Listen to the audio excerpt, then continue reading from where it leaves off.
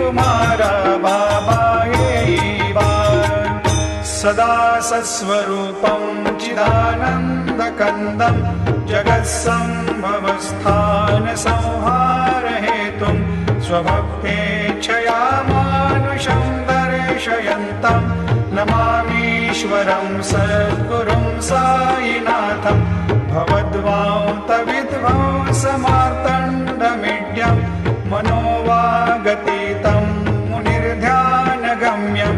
जगद्व्यापकं निर्मलं निर्गुणत्वां नमामीश्वरं सद्गुरुं साईनाथं भवाम्भोधिमग्नादितानां जनानां स्वपादाश्रितानां स्वभक्तिप्रियाणां समुद्धारणार्थं